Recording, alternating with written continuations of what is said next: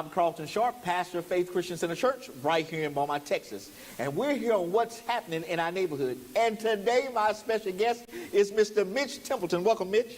Thanks for having me. Hey, listen, tell us a little bit about yourself. Well, my name is Mitch Templeton. I'm an attorney here in Beaumont. I'm originally from Jasper, Texas. Grew up in Jasper, Texas, and I graduated from high school in 1982. I've been in Beaumont for 26 years. I categorize myself as a blood and guts trial lawyer. I have a busy civil and criminal trial practice. I don't know what you want to know about me specifically, but I can tell you about my family and a little bit more about my personal life. I have been married for going on 32 years to my wonderful wife, Janelle, who's a CPA here in Beaumont. She's the controller for an outfit called Brock Capital.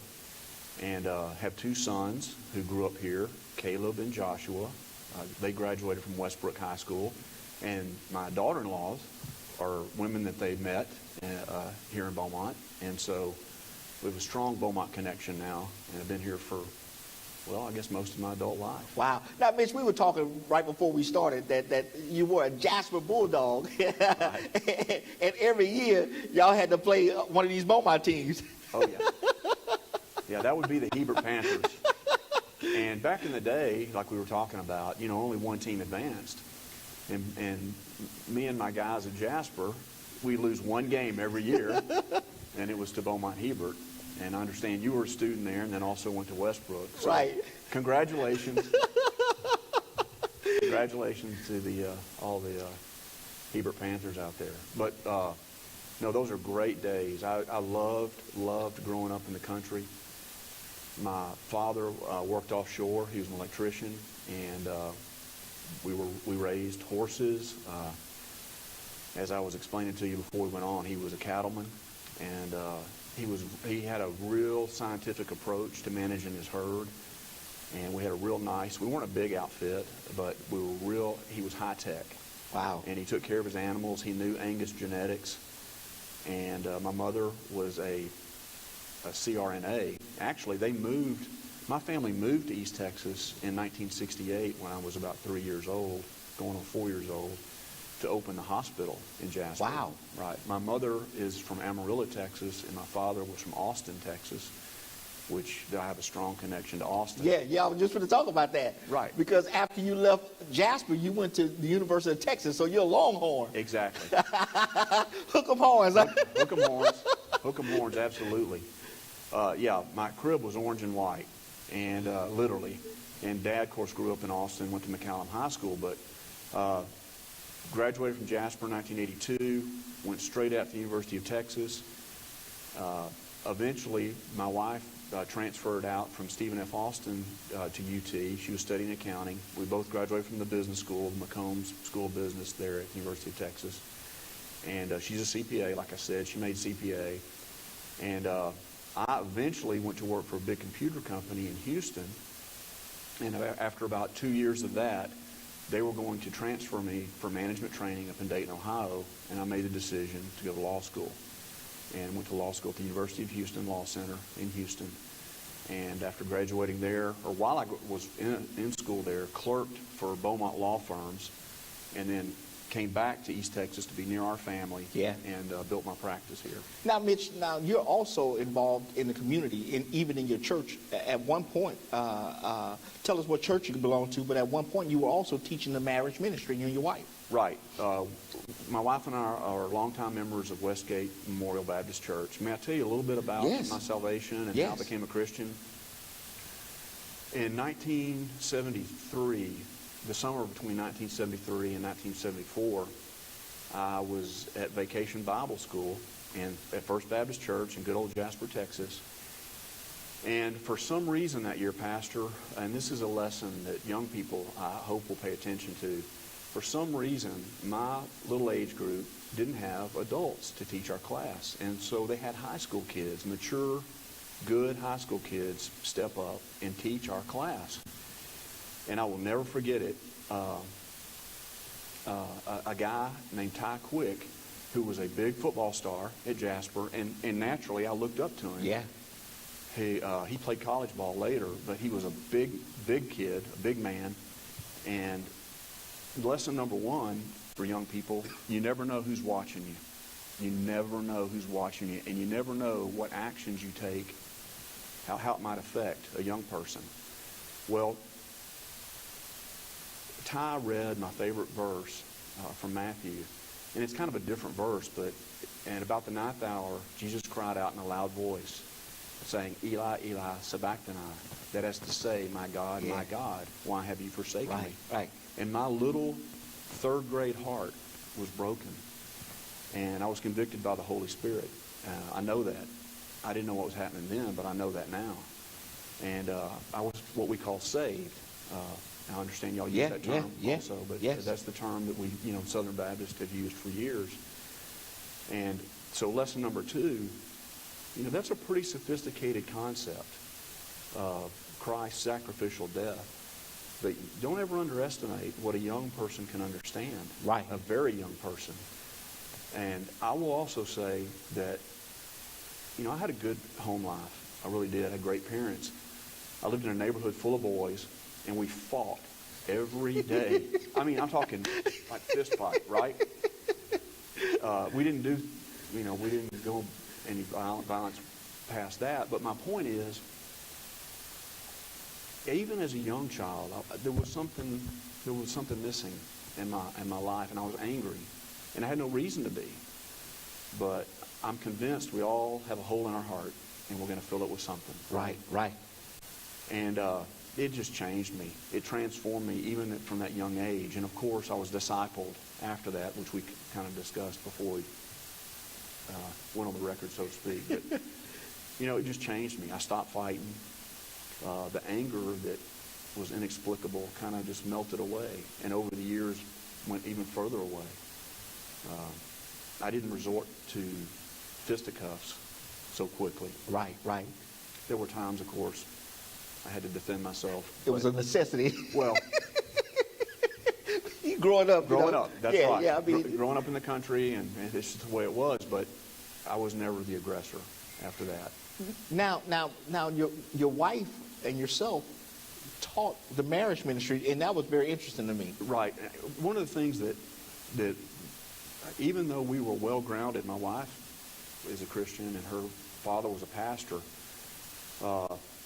Marriage is such hard work. It's so difficult. You have to die to yourself. The pressure of finances, of kids, of work. Everything steals from the marriage. Everything takes away from it. And society now teaches everybody to worry about themselves. Right. Me first. Right.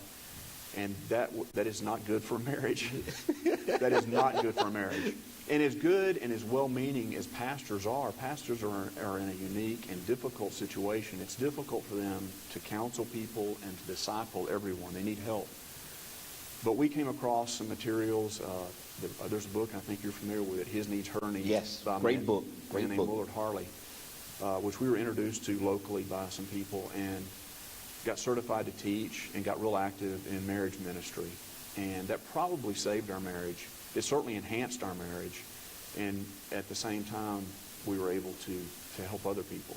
So that's been a really, really important part of our life. And we've been blessed by the pastors that we've had and the church people that we've had that have been part of our life.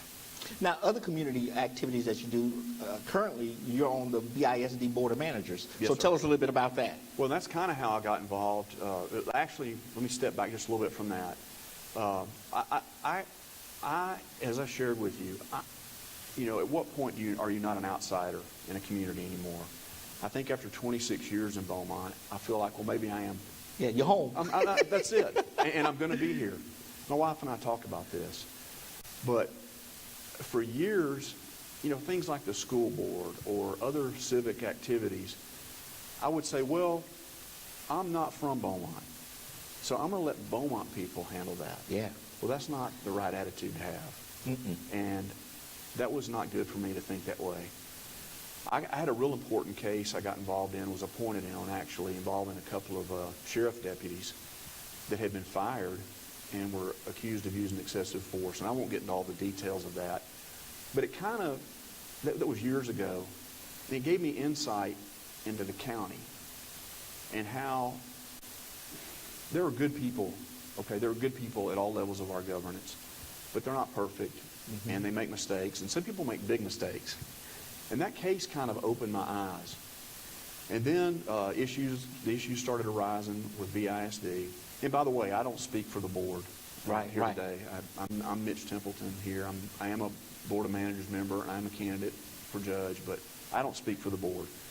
But generally speaking, even though my children had already gone all the way through BISD, both my sons graduated from Westbrook, and they were off to college at this point, and one of them had already graduated from college, we felt like we had to get involved because the school district was in a crisis. And, people criticized me or questioned why I was doing it. Sometimes I questioned why I got involved.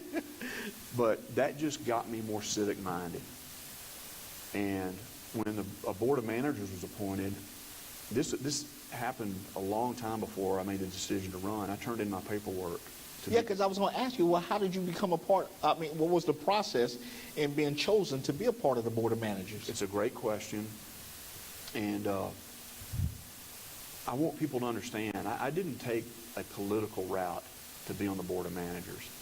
In fact, I got politically active again as part of my involvement in trying to figure out what was wrong at BISD and trying to help fix the problems that existed there.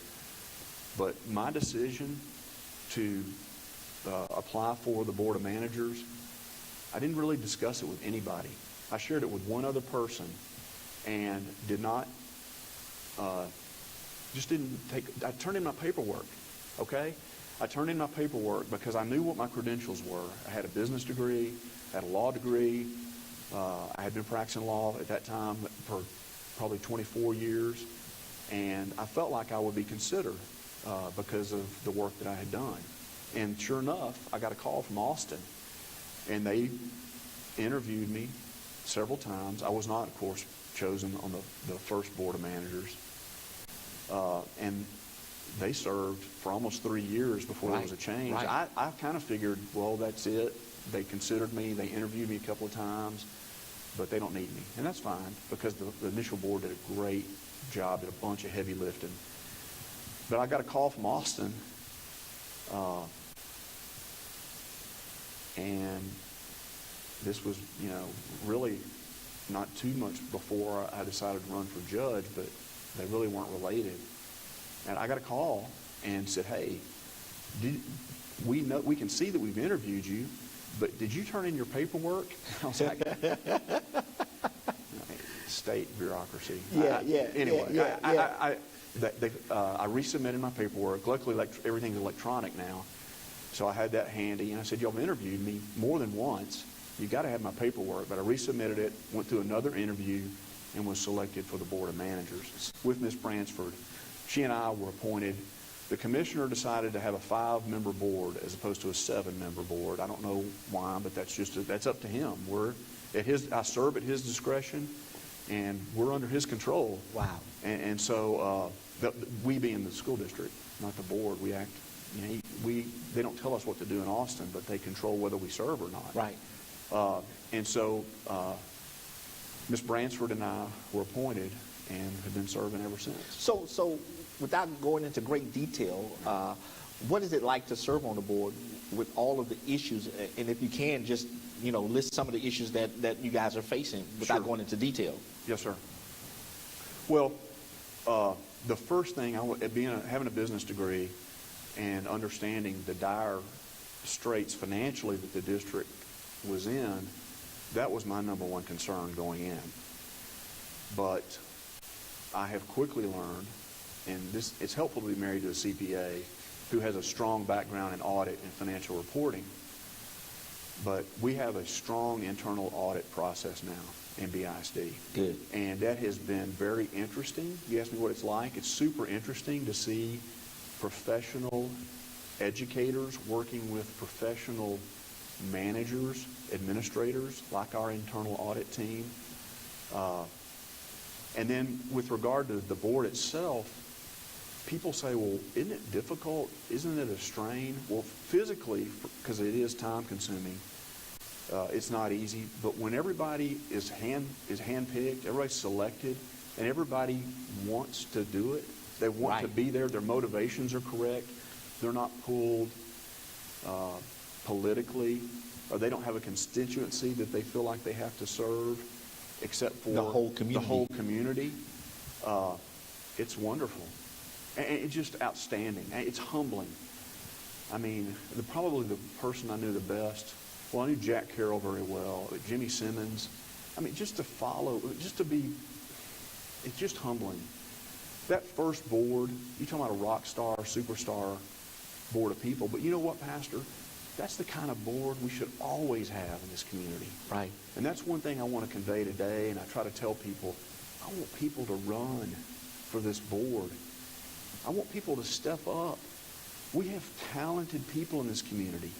And it's important to want to do the right thing, but you're talking about a huge multi-million-dollar budget with 19,000 students, Pastor. Yeah, moving parts. It's a city within a city. Right.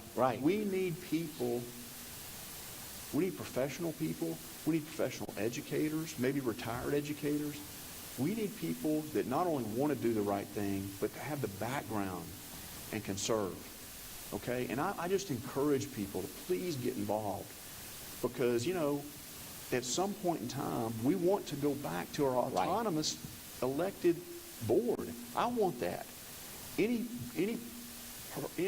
group of people that value self-governance don't want to be serving under a commissioner in Austin. Right. We want to elect our own representatives. And so I just encourage people. People have been nice, but then there's a lot of people that are pessimistic and are negative. And it's hurtful. And it's tiring when people are that way. There are many positives. There are many positive things about BISD. There are many positive things going on and have always gone on at BISD, even through all the turmoil. So it's a blessing. To answer your question, it's good. Our school district has resources. And by that I mean we have a significant tax base. Right. In addition to the talent pool we have in Beaumont, we have a significant tax base. And if we will manage it properly, we have significant social issues. We have a number of our children, a number of our students are economically disadvantaged. Right. But we have tremendous resources. If we will manage them properly and honestly with integrity, we can educate those students. We can do that as a community. And so I want to convey that. Things are more positive. Things are positive. And if people will just get involved, okay, as a volunteer and as a board member, going forward, we can have a great school district. Wow.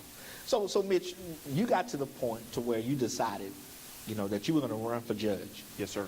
I mean, what type of process did you have to go through for that decision? Well, I actually had a group of citizens that came to me and said, look, you know, and some of them I had met through the school board process, and they said, we've enjoyed meeting you. We think that you would be a great judicial candidate with your experience, and my wife and I prayed about it. I counseled with people about it and just made the decision to run. And it's a big commitment. Yeah, it is. I have a super busy practice, a very successful and good practice, a great law partner in a man named Dean Brinkley. And it's a big commitment. And of course, I've talked with him a lot about doing it. And it's a big time commitment. But as I was sharing with you before we went on camera, it's kind of like being on the board of managers. It's a blessing because I have met already so many people that I would not have met, like you. Yeah. And it's just a blessing. Win, lose, or draw, it's a very positive thing. So what can we expect if you're so fortunate to be able to sit in the seat of the 172nd court? Right. First of all, you know, the field of candidates is set now. And I have 3 Democratic opponents. I'm the only Republican running in the race. Excuse me. Sorry. I really believe that a judicial election ought to be a down-ballot, nonpartisan vote. I wrote a paper on that in law school, in fact.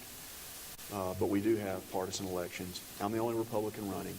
What you can expect is someone with absolutely the broadest level of experience of any of the candidates in the field. I'm on the sophisticated crimes defense counsel list for the federal courts. I've had a strong presence as a criminal defense lawyer in the federal courts for a number of years. I'm also very active and have been for a little over a year in the felony courts and state court. But I'm really well known as a civil trial lawyer. And I've litigated toxic torts. I've litigated in what's called MDL litigation, multi-district litigation, most commonly associated in this area with hurricane litigation. I've done that for years and years. No other candidate in the field has the breadth of experience that I have. And, we've talked a little bit, or actually quite a bit, I guess, about my faith. The Bible in the Old and the New Testament is very clear in terms of the way people are to be treated judicially. And everybody should have access to our courts, which they do under the 7th Amendment and under our state constitution, our open courts provision of our state constitution. Beyond that, the Bible says whether you're rich or poor, you should be treated the same. And it instructs judges, be not a respecter of persons. Right. Whether the person is rich or poor, you treat them the same. So if Mitch Templeton is on the bench, if you're ExxonMobil, or if you're the poorest indigent individual that has access to the courts and has gained access to the courts, you're going to be treated equally in my courtroom. You're going to be treated fairly. There's a real well-known instruction in civil cases: do not let bias, sympathy, or prejudice play a role in your deliberations. What is true of the trier of fact should be true for the judge. Treat everybody fairly. Wow. So if you're fortunate to gain the seat, what kind of changes should we look for? Well, number one, I think Judge Floyd is a man of integrity. So you'll see a continuation of fairness that he exhibited. I think you'll see the court work more quickly than it has in the past. The court is a court of general jurisdiction. And so at the county level, if we make the decision for that court to hear criminal cases, I think we should consider doing that. Wow. We have a backlog in our criminal courts. We've got people waiting up to 2 years to get a felony trial in Jefferson County. And a lot of people that are charged cannot afford to make bail. They sit in that county jail, wow. Pastor, for 2 years. Yeah. And we can do better. I have the experience to adjudicate, to sit in judgment of criminal cases. I think that's another distinguishing factor between me and my opponents. You're also going to see, I'd like to see us re-emphasize mediation. We used to do that. I have an idea about how judges might help facilitate that. That will take all of the judges in the county to cooperate in doing that. But, those are the things you can expect. You can expect a continuation of fairness. You can expect someone with a business mind, a business background, to try to run the court efficiently and to expand the scope of the court so that we can make it more fair to more people. Well, now, Mitch, in our closing moments, if somebody wanted to volunteer for your campaign, right, how will we get in contact with you and so that it give us that information? Right. Because candidates need a couple of things. They need money, and they need volunteers, right? Right. Because you can't do it alone. And it's a county-wide race, and we have a little over 200,000 people in this county, so I'm going to try to reach out all of them. But they can go to my website, MitchTempletonforJudge.com, MitchTempletonforJudge.com, and there's a button to volunteer. And if you want to contribute, which I would love it if people, and it doesn't take large contributions. Small contributions add up, but there's a PayPal account that my website is linked to, and you can contribute through PayPal. And again, sign up for a volunteer. We can also accept, I don't want people to go in debt, but if you want to make a contribution via credit card, we'll be set up soon to take via Square to take Okay. credit card contributions if you see me out at a live event or at a campaign event. All right, wonderful. Well, listen, all of that information is at the bottom of the screen for you to contact Mitch or get involved in this campaign. I want to thank Mitch for coming today and sharing with us not only his history, even as a Jasper Bulldog, but we claim him now as a Beaumonter. So listen, I want to thank you for joining us, and thank you for joining us here on What's Happening in Our Neighborhood, and we will see you next time on our broadcast.